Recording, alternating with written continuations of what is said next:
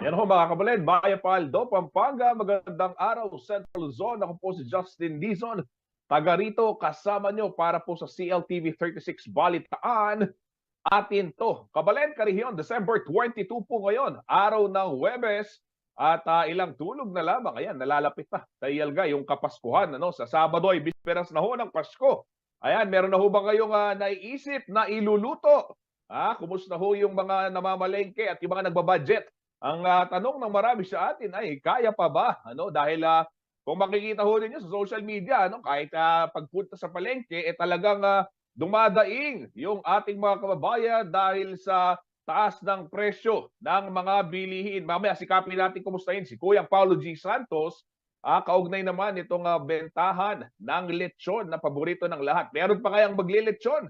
Ngayon pong bisperas ng Pasko. Baka si Lolo Ray maglilitsyon. Ako, nakakataas yan ng nakakataas ng high blood. Ika nga, no? Yung alta presyon ho ninyo, babantayan din ho ninyo ngayong maraming parties at mga kainan na kayo'y pupuntahan sa araw po ng Kapaskuhan hanggang sa pagsalubong natin ng bagong taon. Narito na po mga malalaking balitang nakalap ng CLTV 36 News Team ngayon pong Huwebes ng umaga. Ito sa Limay, Bataan, mahigpit pong ipinagbabawal ang bentahan at paggamit ng paputok.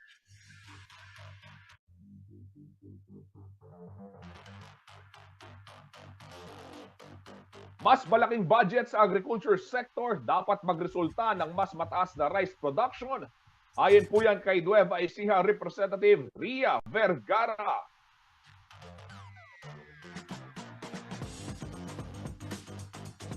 Pagsasabatas ng National Land Use Act, suportado ng ilang leader sa Central Luzon.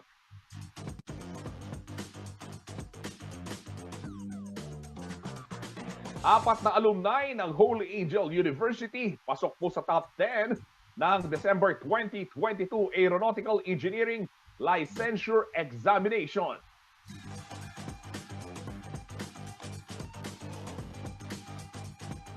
At ikaapat na Bong Pineda Cup, isa sa mga pinakamalaking golf tournament sa bansa ngayong taon.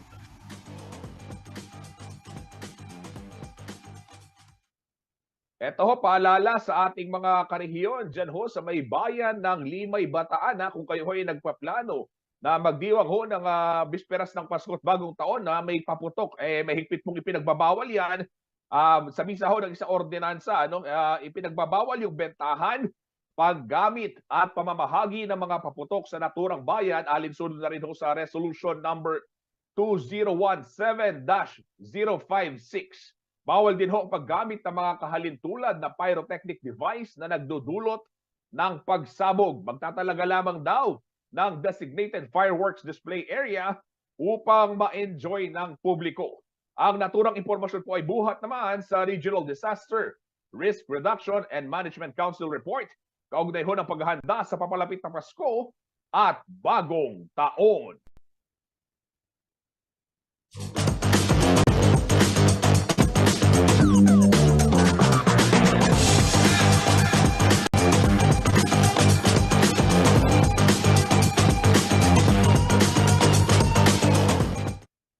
Labanan po ang diskriminasyon at isulong ang pantay na karapatan ng mga miyembro ng LGBTQIA+ community. Ito raw ang layon ng grupong Siwala. Atin po silang kilalanin sa ulat ni JM De Jesus. Ang patuloy na pagsusulong ng mga karapatan ng miyembro ng LGBTQIA+ community ang prioridad daw ng mga bagong halal na pinuno ng Siwala LGBT Federation sa siyudad ng San Fernando, Pampanga. Taong 2016 nang maitatag ang Siwala LGBTQIA+ Federation. Ayon kay Rick Canlas, ang president-elect ng grupo, patuloy na nararanasan ang kanilang hanay ang diskriminasyon dahil sa piniling kasarian. Minsan po sa mismong bahay, sa mismong bahay, nadi-discriminate ang ating mga kapatid na LGBT. Lalo na po yung mga bata po, yung mga usually mga 15 ganun sa school. So ang masakit lang sa loob namin na mismo mga kapamilya nila, mismo kamag-anak, sila yung mga perpetrator po. ang ginagawa po natin ay parang nire-refer din po natin sila sa mga nakatataas na agency like yung DSWD, mga PNP, para po ma-solve kung ano man po yung nagiging issue po nila. Martes, December 20 na magtipon ng nasa 900 miyembro ng Siwala LGBTQIA+ Federation buo sa 35 barangay ng lungsod para sa kanilang Christmas party at General Assembly.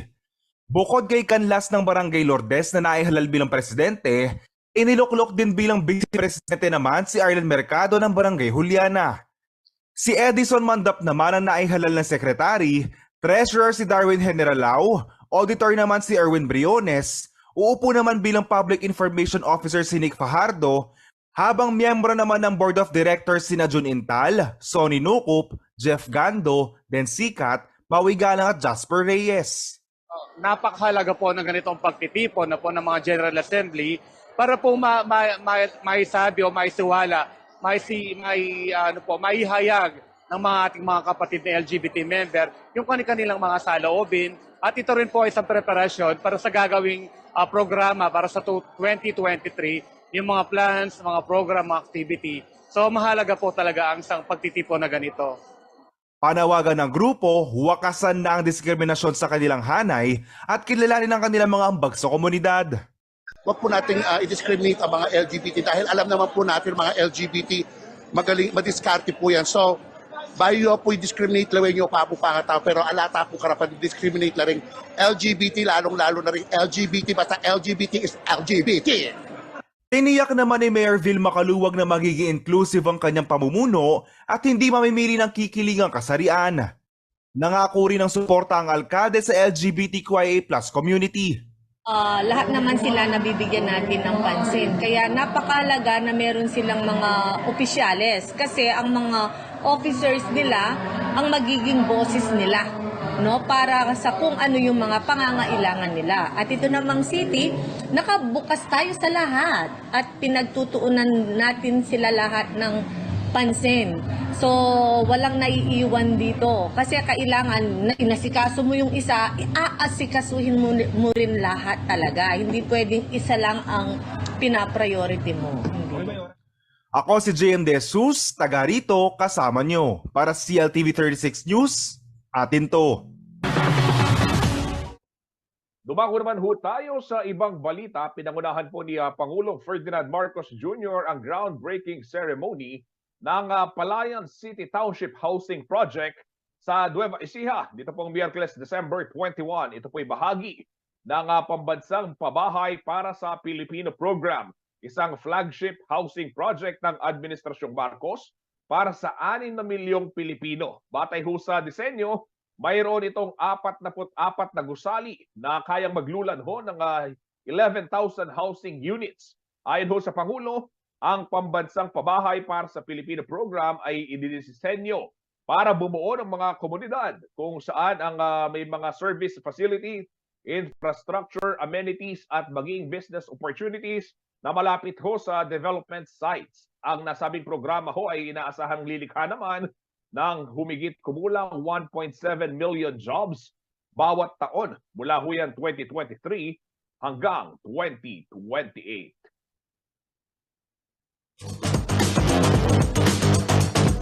Marami pang mainit na balita sa pagbabalik ng CLTV 36 Balitaan.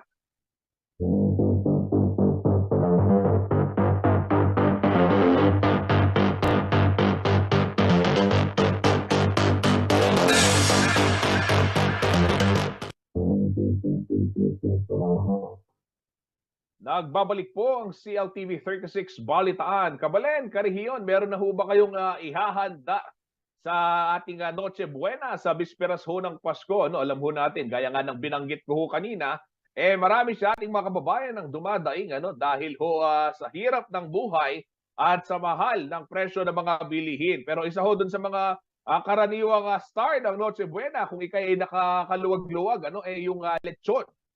Diyan ho sa may syudad ng San Fernando, kilala ho yung Barangay Talabastagan sa mga hile-hilerang lechonan. At kumustahin ho natin ang bentahan ng lechon diyan sa Barangay Talabastagan sa syudad ng San Fernando, Pampanga. Live na live mula kay Kuyang Paulo G. Santos na kumukurot na yata ng balat kani-kanila lang. Kuyang Paulo, kumusta? ang bentahan ng lechon ngayon dyan sa Talabastagan? Ninong Justin, huwag mong kakalimutan kapag ikay pa uuwi, dumaan ka dito at silipin mo kung gaano kasarap itong lechon dito sa Barangay Talabastagan dahil palong-palo yung bibenta nila kaliwat kanan itong pagdating ng mga parokyano nila na naghahanap na ng kanilang Noche Buena at dito sa likurang bahagi ko, Kuya Justin, meron silang isinetap pagka-holiday season talaga. Binibigyan ng pagkakataon yung mga mamimili na pumili. At sa tanong mo, Kuya Justin, kumusta ang presyuhan? Ay talaga naman, meron pa bagang umaba ang presyo ngayon, Kuya Justin. Kung dati makakabili ka ng leche, halagang 4,500 Kuya Justin, 4,500. Ngayon, nasa pinakamalit na baboy dito na ililichon, Kuya Justin, na pwede mong ituro, yung pinakamalit na yan 7,000 pesos, Kuya Justin. At dito nga sa pwesto ko ngayon, ayan, nakahilera itong mga ililitsyon ngayong araw na to. At lahat ng mga nagtutungo dito talagang napaka-special, Kuya Justin, kasi pwede silang pumili at timbangin yung kanilang ililitsyon at meron ding manager dito na mag-uusisa kung gaano ba kalaki yung iyong handaan, kung ilan yung pakakainin mo. Sa sistema ng ginagawa nila, Kuya Justin, ayon dito sa pamunuan ng Ross Lechonan, ito raw talaga yung kulturang Pilipino, Kuya Justin. May pagkakataon para tumawad at magkaroon ng pamimili doon sa mga lilitsunin. Lalo-lalo na, Kuya Justin, itong mga baboy nila, wala ito doon sa mga backyard farmer. May nag-ahente, Kuya Justin, nagdadala ng kolong-kolong at saka naman ibinabagsak naman dito sa mga litsunan. Kaya maigagarantiya talaga nila, Kuya Justin, na malusog at ito'y ASF free. Humihinga pa. At ito si Kuyang, isa si Kuyang sa nagle-lechon, Kuya Justin, dito at nagde-deliver kanina. Kanyang pinakita sa atin na hindi lang itong mga baboy ang available dito, kundi pati na, Kuya Justin, yung lechong baka. Kuya, magpakilala ka muna. Yan, naririnig ka ni Kuya Justin. Kumusta ang bentahan? Medyo mahina pa ngayon, sir, dahil darating pa ang Pasko at saka bagong taon. Ano kumpleto pangalan po ninyo? Edgardo Sabalo, sir. Edgardo Sabalo. Kuya Justin, baka may gusto kong itanong at pwede ka na tumawad. Ayan, tatawad ako maya-maya. Pero Kuyang Kuya Edgardo, tanong ko lamang, gaano ba karami yung nabebentang lechon pag ganitong panahon, tuwing papalapit na yung Pasko? Usually, ilang pirasong lechon ang inyong binibenta? Depende po sa maraming order, sir, o konti lang. Depende po sa customer. Pagka-season na ganyan, ilan daw? Sa isang araw, may 100, may 50. Ganon, siguro, sir, mga 50, 75, ganon. Pero yung Kuyang Paulo, siyempre yung yung buong taon, hindi ganun karami. So ngayon lang talaga din bumabawi itong ating mga kababayan, lalong-lalo na pinayagan na yung pagbabalik ng mga Christmas party, mga get together kasi nakaraang 2 taon medyo may kahigpitan, Kuya Edgar, ganun talagang ramdam niyo ba yung epekto nitong lockdown at yung mga restriction sa mga pagdiriwang Medyo ang kalakasan dito, sir, mga ganon, 23, 24, hanggang sa 30, 31, ganon. Yan, no. Karamihan yung malakas order. Ayan. Salamat, Pang Edgardo. Lapitan ko lang, Kuya Justin, itong biskong sa retailer naman na pwede namang kung pwedeng patingiting Kuya Justin, pwede kang tumikim Pwede bang lang, Kuya Paulo, may pinapatanong ni Reynaldo Bravo Jr. kung pwede daw yung ulo lang ang kanyang bibilhin, dahil medyo mataas daw yung high blood niya para medyo limitado yung makakain. Pwede, Kuya Justin. Alam mo dito, yung per kilo, malinaw na nakikita natin na may halagang worth 150 pesos. Ay, hindi. Sauce pa lang na yun. Justin, ipakita ko. Okay. Sauce pa lang na yun. Sorry. Yung isang kilo dito, 1,000, Kuya Justin. 3/4. Okay. Oh, Lotray, makinig ka ha. 7,000, 7,000. 750. Ito namang kalahati, 500. Yung 1/4, gusto mo lang talagang tikman, lalo-lalo na yung may mga antapresyon dyan, Kuya Justin, Ninong Justin 250.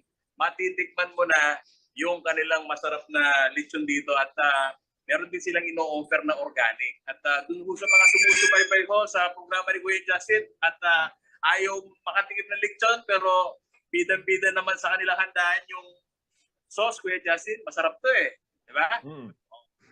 Ito ay may bibili, Kuya Justin, ng 150 pesos. Ayun. Ayan, para sa mga kababayan natin na nagki-Christmas party, may reunion, ano? Diyan ho, ito yung at least may idea na tayo kung magkano nga ba yung dapat nating handa. Kuya Paula, pahuli na lamang, ano, pag ba kinata yung lechon, yung lamang loob, ano, binibigay na ba yan na nakaluto na? Aking Kapampangan, titidtad din, dinuguan, ginagawa, yung iba ginagawa dinuguan, yung iba naman may pangsarsa. Ano ba yung package nila diyan? Ayun. Ate, yung laman loob ba, pwede, pagka binili ng buo yung lechon, kasama din daw na Yes po, may tinuguan. may dinuguan. Ayun, Kuya Justin. So, nakapakita yan. Pagka buo mong binili yung lechon, pati yung laman loob, tiyak mapapakinabangan mo dito sa kanilang puwesto, Kuya Justin. So, kanya-kanyang pakulo itong mga naglilechon dito, Kuya Justin, sa Barangay Talabastagan. Makikita mo talaga bidang-bida sa kalsada, sa MacArthur Highway. Makikita mo kung gaano karami itong mga inihahanay nilang mga lechon. Dahil kapag nga sumapit na itong holiday season, Kuya Justin, ilan dito sa ating mga kababayan na nakatikim ng kanilang bonus, gusto naman nilang mapaghandaan ng garbo itong kanilang Pasko, Kuya Justin. Okay, maraming salamat, Kuya Paulo G. Santos. At huwag mo na kami mga ipagdala. Si Lolo Ray Bravo na lamang daw yung pagdala ng malutong na balat ng lechon dyan sa Talabastagan. Mag-ingat kayo, Pare Johnny. Ayan ho, mga kabalen, nakita ho ninyo yung ating live na balita mula ho dyan sa may industriya ng lechonan sa may Barangay Talabastagan, siyudad ng San Fernando, Pampanga. Samantala, dumako naman ho tayo sa ibang balita. Ito ho, 3 probisyon sa ilalim ho ng higit 5.2 trillion pesos na budget para ho o national budget o yung pong tinatawag na General Appropriations Act para sa taong 2023 ang vinito ni President Ferdinand Marcos Jr. Kabilang ho dito ang Department of Labor and Employment, National Labor Relations Commission o DOLE NLRC Special Provision Number 1, Use of Income. Paliwanag ho ng Pangulo, hindi nito inaprubahan ang naturang probisyon dahil bahagi na ito ng revenue at financing sources ng fiscal year 2023 National Expenditure Program na isinumiti naman ho sa Kongreso. Hindi rin umano otorisado ang NLRC na gamitin ang income nito batay na rin sa umiiral na batas. Navito rin ho ang Department of Education, Office of the Secretary, Special Provision Number 4 o yung pong revolving fund of DepEd TV. Dahil wala umanong batas na nagpapahintulot sa DepEd na magtatag ng isang revolving fund para sa nasabing programa. Habang hindi rin po inaprobahan ng Pangulo ang Special Provision Number 4 na branding campaign program ng Department of Tourism na nakatakda pong limitahan ang functions ng executive branch para ipatupad ang Republic Act 9593 o yung pong Tourism Act of 2009. Sa ilalim ho ng naturang batas, inaatasan ang DOT na isulong ang turismo para sa pagpapaunlad ng socio-economic at cultural sector ng bansa.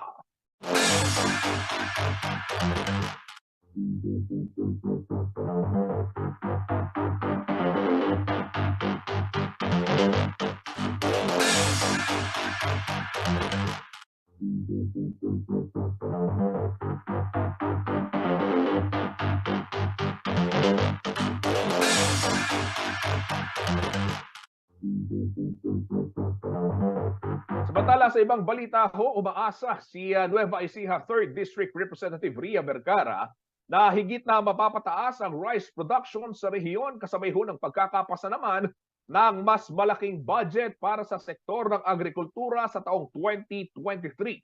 Ayon ho sa mambabatas mula sa rice granary ng bansa, dapat masubaybayan ang pagbaba ng pondo at mga proyektong makatutulong sa mga magsasaka. May eksklusibong report si Paulo G. Santos.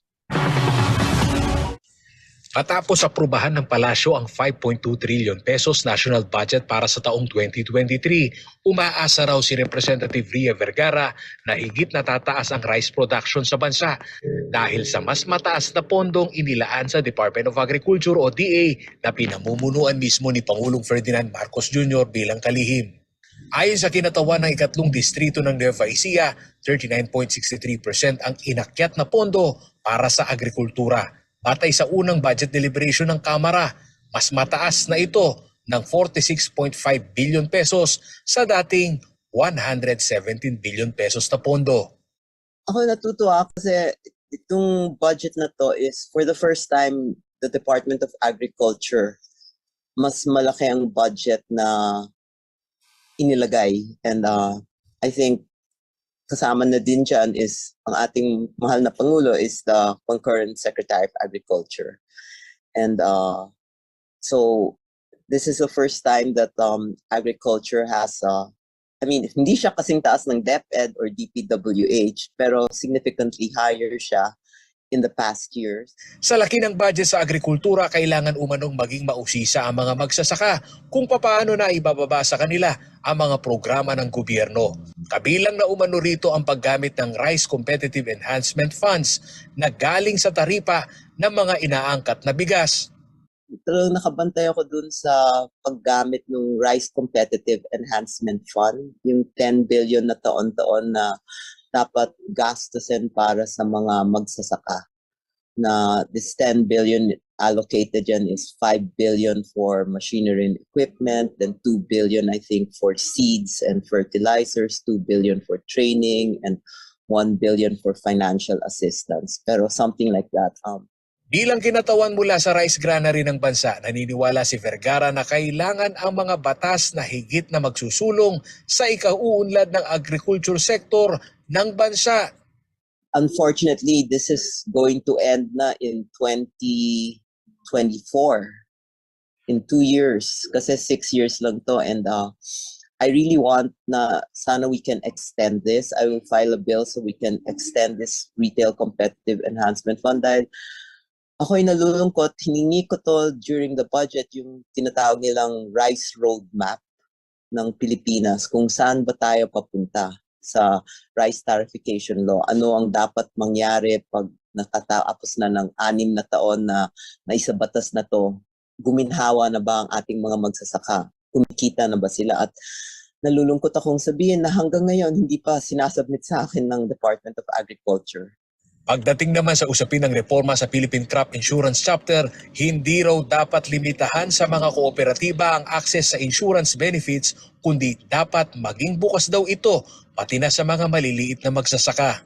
The Philippine Crop Insurance Charter to be amended so that all farmers, kahit may walang utang sa bangko, kasi usually ang mga magsasaka lang na umuutang sa bangko ang nagkakaroon ng PCIC insurance. Pero now we said dapat itong insurance na to is for even the farmers that have no debts dahil silang may mga umuutang sa mga 5-6. So dapat yung maliliit na farmers ay may crop insurance. So this is a refiled bill from the 17th Congress, and I'm hoping na pumasa ito on my last term. Higit 200,000 magsasaka ang nakarehiso sa tanggapan ng Department of Agriculture Region 3. Ayon kay Direktor Chris Pulo Bautista, 9 bilyong piso ang hiniling nilang alokasyon para sa taong 2023. Isa umano sa malaking popondohan dito ay ang fertilizer dahil ito ang pinakamalaking gastos sa farm input. Apela ng opisyal, kahit na maibigay ang malaking budget sa kanilang ahensya, kailangan pa rin nila ng suporta mula sa mga lokal na pamahalaan. Halos 50% ng 9 billion is fertilizer. Ang sa akin is yung food production natin, hindi lang po yan trabaho ng Department of Agriculture. Malaki po ang role ng local government units, yung mga extension workers natin. So, ini-encourage ko sila na with that assistance coming from the national government, sana tugunan din ng ating mga partners sa local government units ng sigasig na pagbibigay ng paggigiya sa ating mga farmers towards doon sa mga paggamit ng mga modern technology. Batay sa datos ng Philippine Statistics Authority o PSA, 17% o higit 722,000 metric tons sa 4.94 million metric tons sa total rice production ng bansa nitong first quarter ng taon ay galing sa Central Luzon. Noong taong 2021, nakapagtala naman ng 2.92% increase sa rice production ng rehiyon. Katumbas ito ng higit 3.7 million metric tons. Isang pamantayan daw ng patuloy na pagsigla ng ekonomiya ayon sa National Economic Development Authority o NEDA Region 3. Ang mga numerong ito ay patunay daw na ang Central Luzon pa rin ang rice granary ng bansa. Malaki raw ang papel ng rehiyon sa pagtitiyak ng food security. Isa sa mga prioridad ng Administrasyong Marcos Jr. alinsunod na rin sa kanyang medium-term fiscal framework sa 8-point socio-economic agenda.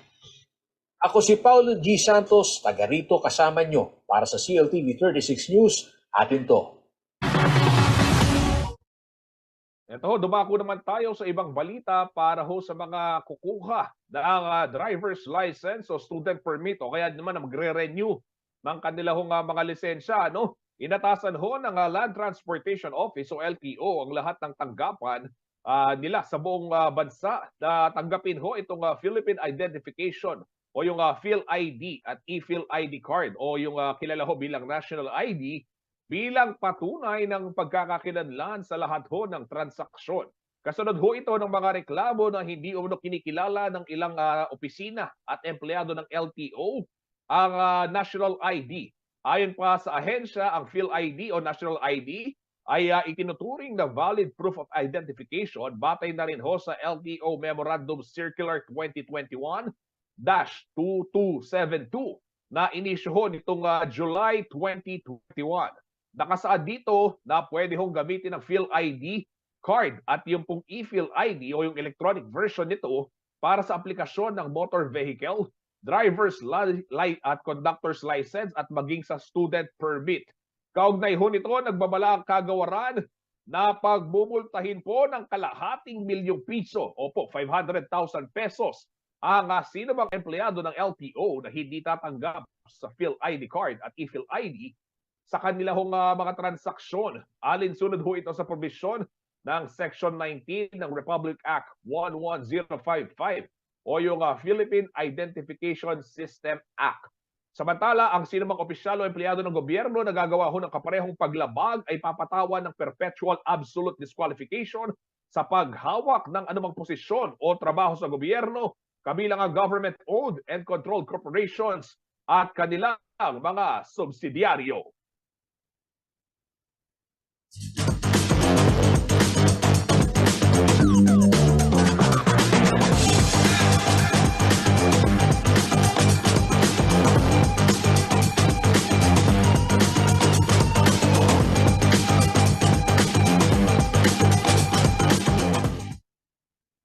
Abangan ho sa aming pagbabalik, pagsasabatas ng National Land Use Act. Suportado ho ng ilang mga leader dito sa Central Luzon. Yan at marami pang iba sa pagbabalik ng CLTV 36 Balitaan. Atin to.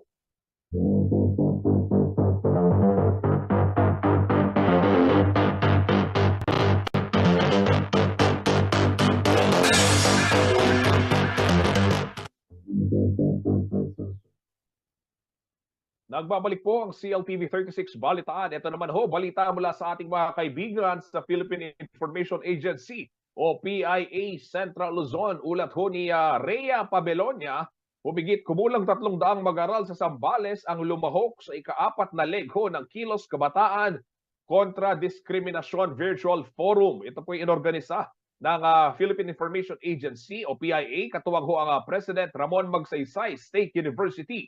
Ayon ho kay PRMSU, yun pong Ramon Magsaysay State University, Ayon ho kay PRMSU President Roy Villalobos, napapanahon ang mga usaping gender fair media language at sexual orientation, gender identity and gender expression o SOGI upang mawakasan at maibsan ho yung mga gender-based discrimination lalo na't higit sa mga kabataan. Aniya, ang kamalayan at kaalaman ng mga kabataan sa paggamit ho ng gender fair language ay mahalagang mapagyaman upang matiyak na ang paraang ng komunikasyon, pabigkas man o pasulat, ay walang bahid po ng diskriminasyon o pangungutya.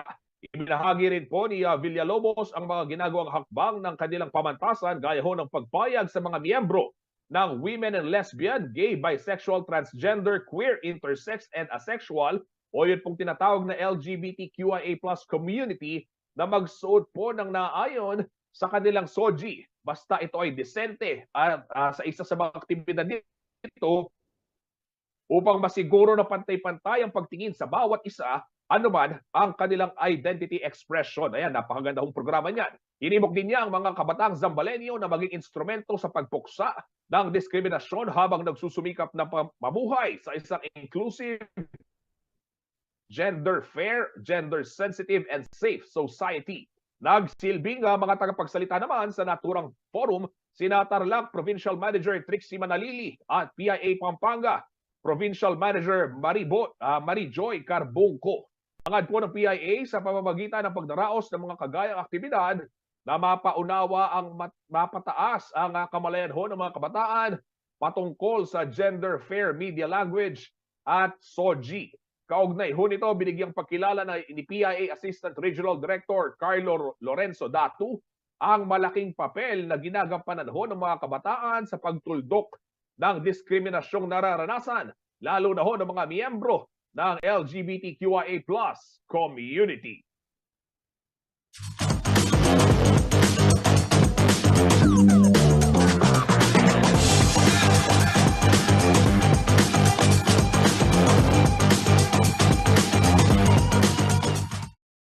Samantala sa ibang balita, ilang local leaders po dito sa ating rehiyong Central Luzon ang nagpahayag ng kanilang pagsuporta dito sa pagsasabatas naman ng Land Use Act o yung National Land Use Act. Ayon ho sa kanila, makatutulong ito upang magamit ng wastong mga lupain sa bansa na mahalaga para ho sa pagtitiyak ng food security. May ulat po si Kuyang Paulo G. Santos. Naniniwala raw si Bulacan Governor Daniel Fernando na hindi mapipigilan ng pagtaas ng presyo ng lupa sa Central Luzon. Ito'y bunsod umano ng mabilis na development sa mass transportation system gaya na lamang ng North-South Commuter Railway na magdurugtong sa rehiyon sa Metro Manila at Calabarzon. Dahil dito, higit na kailangan na umanong maisabatas ang National Land Use Plan Act upang sa gayon ay mapangalagaan ang mga lupang nakalaan para sa sektor ng agrikultura. Whether you like it or not, tataas ang presyo ng lupa sa Bulacan. Papasok ang mga investors, foreign and local. Kaya ang dapat nang bantayan ng LGUs ngayon ay yung Comprehensive Land Use Program. Tingnan ngayon kung paano i-manage. Kasi baka mamaya magligwag-ligwag, hindi basta parang chapsuy na halo-halo. Kinakailangan nasa uniformity, organized ang dapat dito para maging maunlad tayo. Giit ng gobernador, parehong mahalaga ang infrastructure development at agriculture industry sa rehiyon upang matiyak ang pag-unlad ng mga mamamayan. Yung infra is, given. Papunta na yan dito sa atin. So, kinakailangan lang bantayan. Babantayan natin lahat yan. Siyempre, alalayan natin ng agriculture. Yung food security, mahalaga po ito. Sapagkat we don't know yet what will happen sa darating na panahon. Batay sa datos ng Department of Agrarian Reform o DAR, mula 1998 hanggang taong 2022, umabot na sa 15,000 hectares ang dating agricultural land na nai-convert sa residential at commercial use.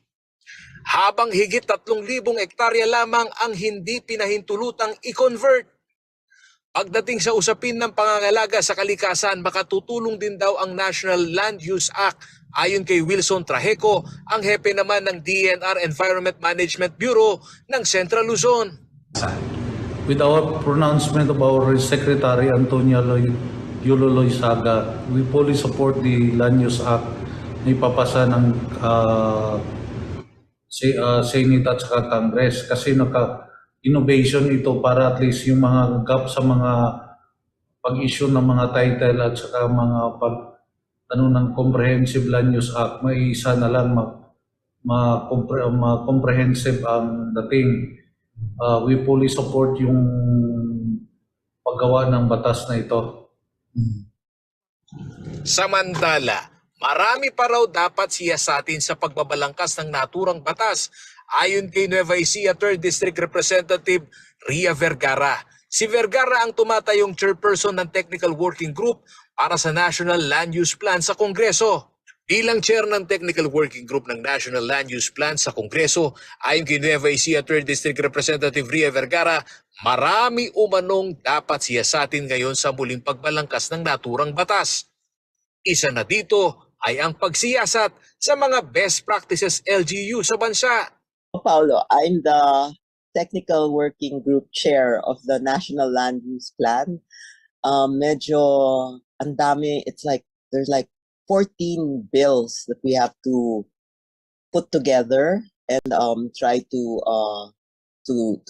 consolidate into one mother bill, and we're still working on this, but this is also a priority agenda of the president, and we're waiting for also the inputs from the executive department so that when we craft this bill, it's nakatugma siya dun sa existing, kasi nasa batas na yan this Comprehensive Land Use Act.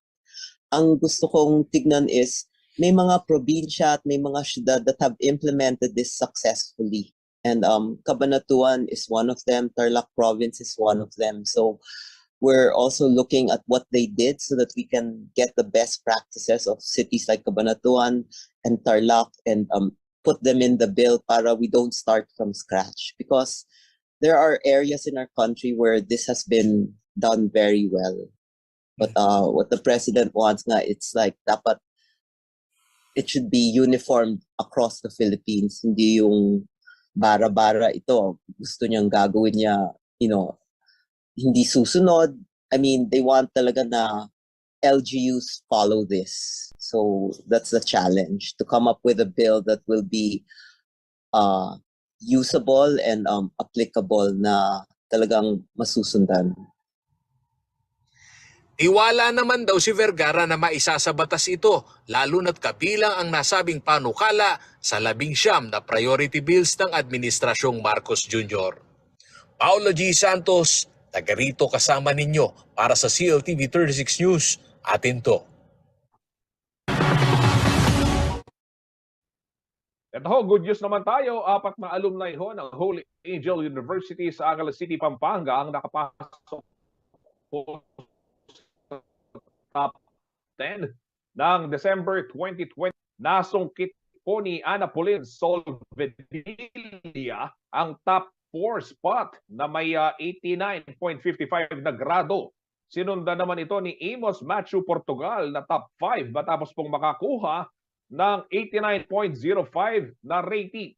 Top 7 naman ho si Daniel Flores Manyalak na nakakuha ng 88.35% sa pagsusulit, at top 8 si John Paulo Ferreras na may 88.25 na rating. Batay ho sa datos ng PRC o Professional Regulation Commission, 843 ang total numbers po na nag-take ng December 2022 Aeronautical Engineering Licensure Examination, at sa bilang hong iyan, 351 ang pumasa.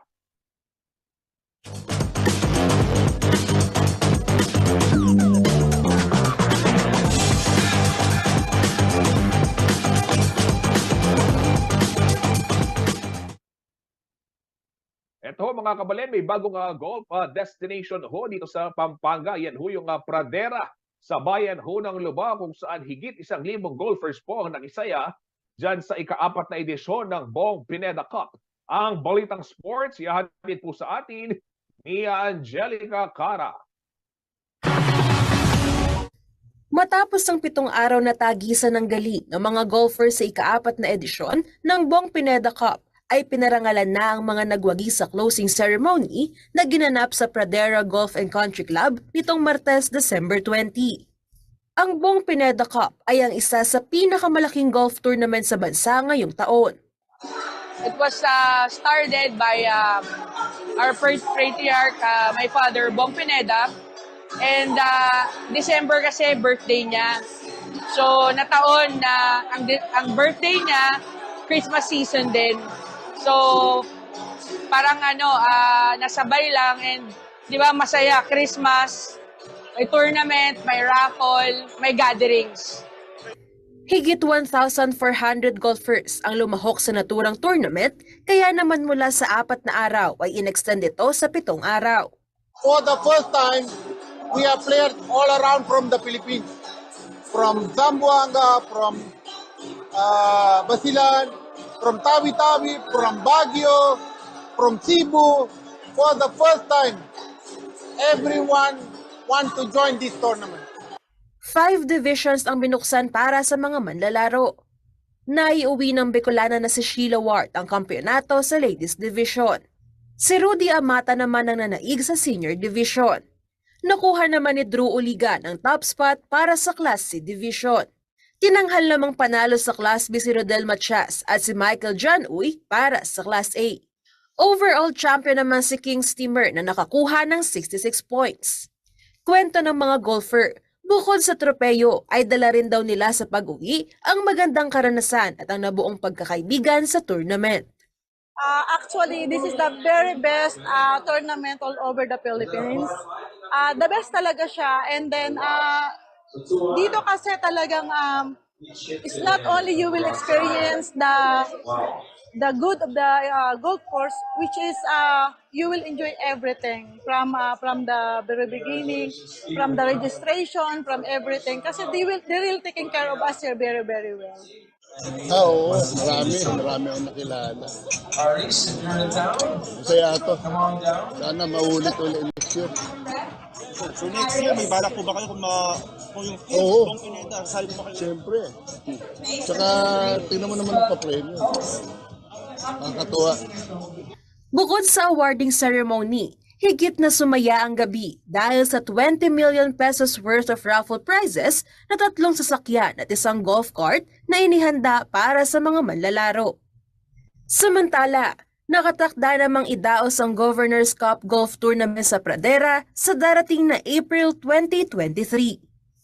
Ako si Angelica Cara, taga rito, kasama nyo para sa CLTV 36 News, atin to.